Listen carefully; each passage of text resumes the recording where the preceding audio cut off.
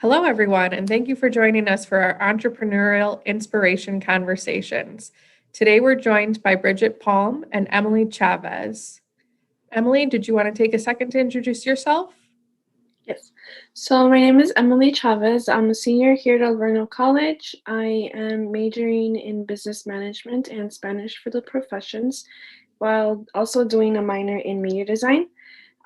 This semester, I am an intern, and I'm also working part-time in the alumni office on campus. And for my future, I hope and aspire to join a marketing team. And yeah. Perfect. And Bridgette, welcome. Thank you for joining us. Absolutely. It's my pleasure.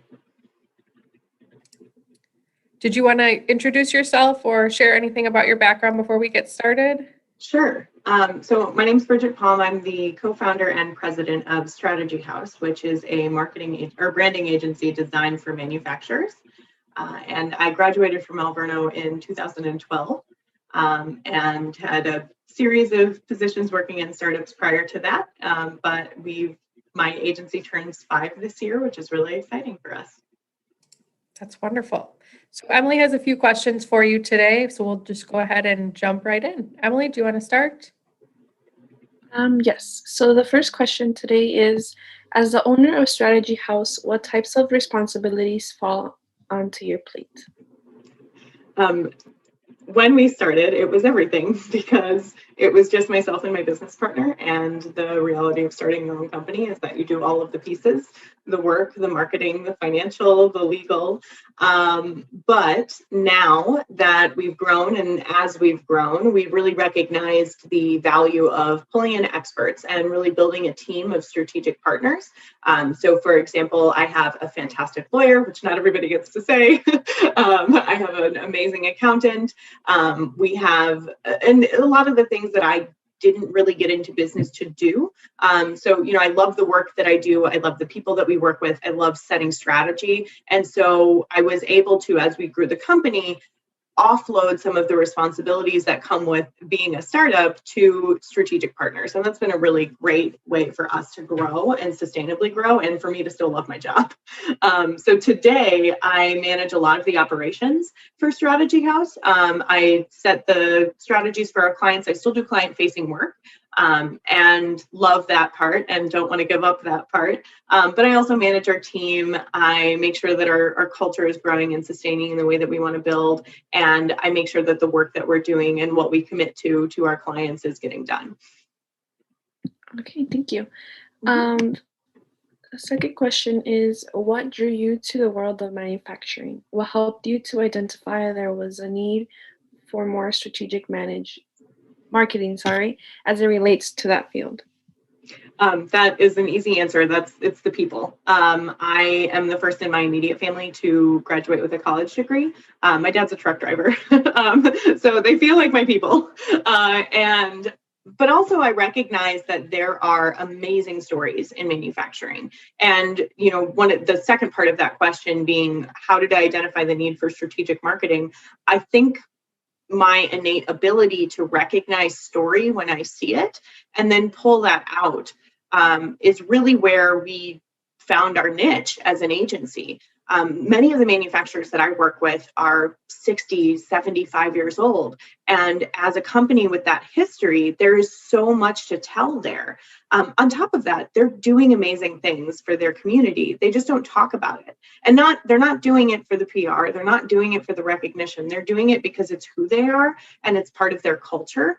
But again, as a brand agency, I see the opportunity to acknowledge it and talk about it and tell the story of it, because I think there is a major disconnect between what people used to think about manufacturing being, dumb and dirty and not desirable, and what manufacturing is today, which is these incredible companies that have this legacy of taking care of their people, taking care of their community, and really building the infrastructure of the world around us. I know you said that there you've noticed some disconnections between people and stuff in the work environment. Coming from that, have you had any great like successes you've achieved as a business owner and also working through those things? Were there challenges along the way? And how did you overcome them, if any? When you first asked that question, or when I looked at it prior to the interview, I was thinking about, the things of a business owner, right? And the successes that I have achieved. And I was like, I don't know, was it the first time I walked into a meeting and had the pitch and the product and all of my marketing put together? Was it the first time that I sent out a contract that, had a number that I was intimidated by and got it? And sure, those things could be successes, but I think the way that you just framed it, which is what successes have I achieved as a business owner, have really to me been in our ability to change the perception of manufacturing in America.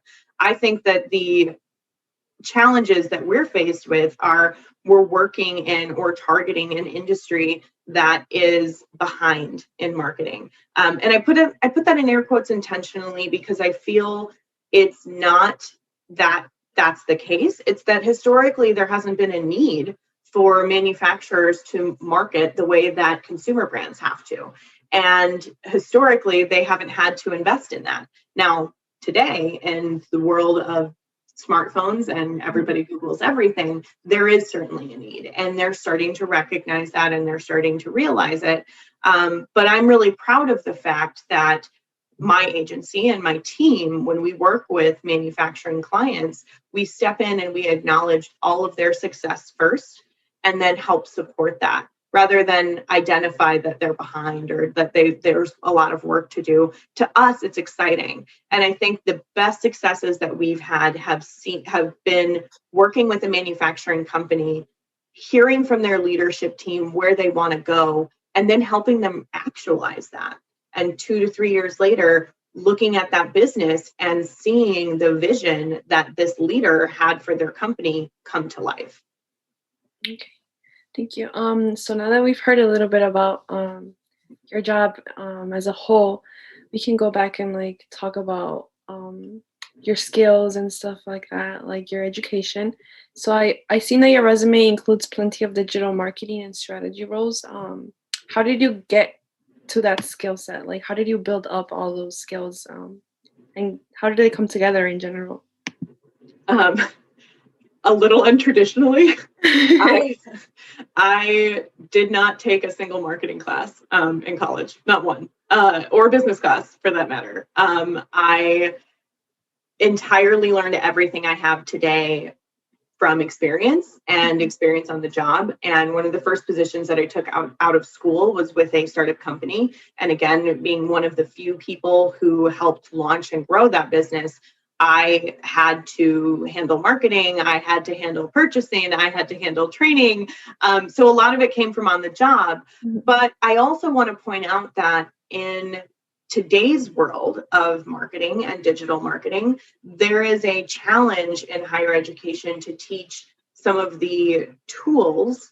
I think the strategy is absolutely teachable, but I think it's unrealistic to think that you're going to go to a social media course last year and then be able to enter the workforce and have the same social media skill set that the market needs, because everything is evolving so quickly. And so I want to say that with the caveat that it's to bring a lot of hope to students, because if you're interested in going into digital marketing or marketing in general, I think there's a lot of opportunity to learn on the job and be adaptable. I think there are some core skills that you need to have and abilities that you need to focus on, which are things like continuous learning, a commitment to communication, because all of those are the reasons that I have the skill set that I have today. It's not necessarily because I took a specific class. It's because I engage in the community of marketing, I engage in the community of manufacturing, and I collaborate with people to understand what is going to be the best solution, especially because I have to, because it's evolving so quickly. And there are some phenomenal resources, even free ones, for people who want to learn more about marketing strategy or digital marketing through leaders in the industry like HubSpot, like Content Marketing Institute, where you can stay on top of trends, you can learn what needs to be learned, and it's all accessible to you by other people who have led the industry in the direction it's going. Okay. So I seen you majored in English and philosophy. Is there some advice you would offer someone who isn't a business major that is interested in pursuing like this specific journey in business ownership that like you have? Yeah, absolutely. I am forever grateful for my majors because I feel like I use them almost every day. Our agency specializes in content, and so I obviously use a lot of my literature background, but also philosophy as a major is, let's be honest, it's like one of the majors that gives parents anxiety. Like, what are you going to do with this? Yeah. But I use it every day. And the reason is because it's about logic. It's about how people think. It's about human behavior. And that applies to everything that we do in marketing. So I would advocate for any liberal arts majors who, are getting the question at the Thanksgiving dinner table, well, what are you going to do with that? I can do anything. Because you really can. You can take those skill sets as long as they're tied to an ability and not necessarily my book report on Test of the D'Urbervilles. I can take that and apply it to a variety of industries because at your core, what you're learning is about how people engage with the world and how people engage with language. And that is relevant to business in so many ways. Okay.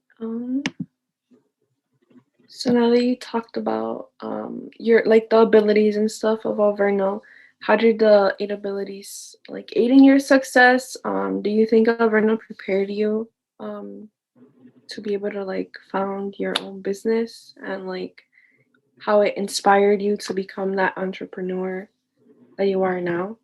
Absolutely. I will be honest, I am one of the few people I know I'm one of the few people I know who graduated with a liberal arts degree in my friend group, many of whom are not from Alverno, who doesn't regret it. I have zero regrets about graduating with a liberal arts degree. I think so much of that is attributed to the way that Alverno's education system was set up. I feel I entered the workforce so much more prepared for applying the knowledge I gained while I was in college to any position I wanted because it wasn't focused on my ability to read Victorian literature, although I'm great at it. It was focused on how do I engage with the world around me? How do I communicate? How do I problem solve? What is my analytical ability? And because of that ability-based curriculum, I was able to come into the workforce and know that I had a skill set to thrive or where I maybe needed to strengthen myself right away and felt like I could tackle whatever I needed. And to be transparent, I didn't set out to be an entrepreneur. I didn't graduate college and say, I want to start my own business. I wanted to work for a company where I felt like there was a culture that I fit with. I wanted to work for a company that I felt valued in, that aligned with my values, that I felt financially compensated for my ability. And I didn't find it. And so I built it. And I do feel that I would not have been able to do that without Alverno. I think the skills that I learned from the Alverno 8 abilities prepared me to be able to create what I wanted to and manifest what I desired in a way that I don't feel would happen in a typical college education. Along that way of your college education and your entrepreneurship journey, is there a piece of advice that someone has ever given you that it was just like that's what I'm sticking to, or like that's what made me be who I am today?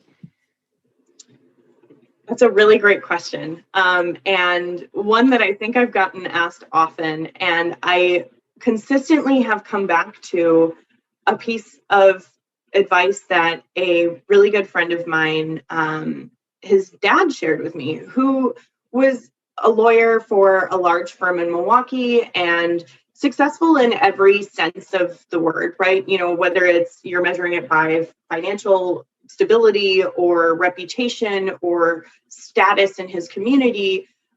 He was by all standards a successful person. And at one point he shared with me that his number one priority in all aspects is health, because if he isn't healthy and he doesn't have his health, he can't do or accomplish any of the things that he's set out to or that he wants to.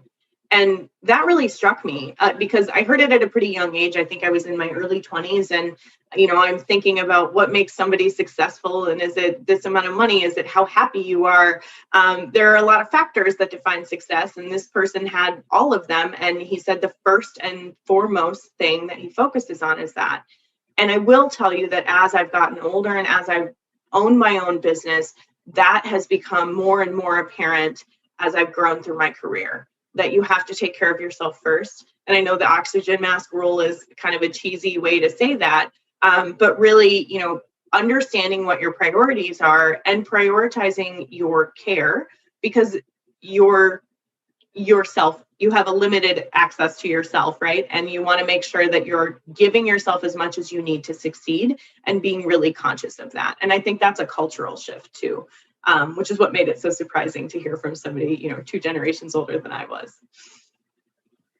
Okay. Our next question is, what advice would you offer someone who is interested in content writing or storytelling? What about someone who is interested in business? And how did you marry the two? I would offer the advice to someone who's interested in content writing to do it. And I'm not just trying to pull a Nike slogan as a cop-out. I really mean it. When you want to do writing and you want to be a writer, you just need to write. A really great resource for that is a book by Anne Lamott and called Bird by Bird. And she really talks about what makes somebody a writer is just writing. And you just need to sit down and do it. That said, if you're interested in business, I think the best thing that you can do is just get experience. You need to, and actually it's twofold. One, I think there's a lot of value in working in an industry you think you might be interested to see if it is. Try it out. I mean, there's a lot of opportunities in sales. There's a lot of opportunities in marketing. Certainly, if you land in a position where you're like, maybe this isn't for me, the wonderful thing is that in the world of business, there are a lot of avenues to explore. And there's no shame in trying to figure out what is the best fit for you. I think there is a significantly wide crossover between storytelling and business, more so than most people need. In large part because as the world has shifted over the last few years in particular, story matters. People want to know why. People want to have a connection. They want to have an emotional relationship with whatever they're experiencing, whether that's the hairbrush I'm going to buy, the car I'm going to buy, the neighborhood I'm going to rent in or buy a house in.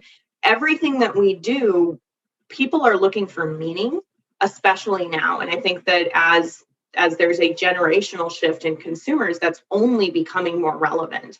I want to work for a company that I value. I want to work with people who share my values. I want to purchase products that make me feel good about purchasing them. And I want to understand how I fit into the world. And that is a consistent theme that's only growing. And because of that, storytelling is becoming more and more important to businesses in a way that I think is overall having a really positive impact on the world. I think you mentioned this earlier, but what brings you the most joy as it relates to your work? I did say earlier that I really love working with my clients, and I do. We have so much fun together. One of the things that I committed to myself as an entrepreneur, that I was only going to work with people I like and people who I know I can help. And we've certainly committed to that value as an agency. But honestly, one of the things that brings me the most joy in my work and my role is seeing my team thrive.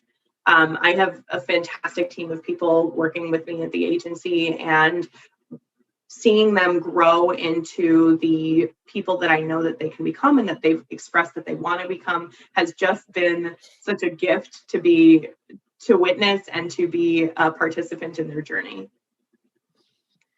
Our last and final question today is, what does it mean to you to be Alverno strong? I think to me, being Alverno strong is being a woman who can understand her place in the world, understand how she fits within the world that she is in, and carve a path for herself. to get where she wants to go. Well, thank you for taking the time today to answer these interview questions. Yeah, thank you both so much. Emily, you did a great job. And thank you so much, Bridgette, for all your insights and all of your nice anecdotes and kind of tips for the future generation. So we're really, really grateful to both of you for taking the time today to connect with us. And we look forward to hearing more about each of your stories in the future.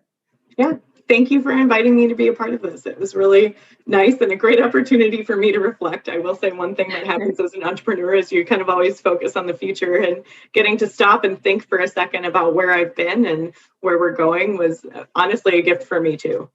That's wonderful. And thank you, Emily. You did a wonderful job. Yeah, thank you for letting me be part of this today. Yeah, absolutely. And Emily, you should definitely connect with me on LinkedIn. I should have said that in my advice for all students interested in business. It's a super powerful tool and your network is really important. So definitely send me an invite. Okay, thank you. Mm-hmm. I will definitely do that.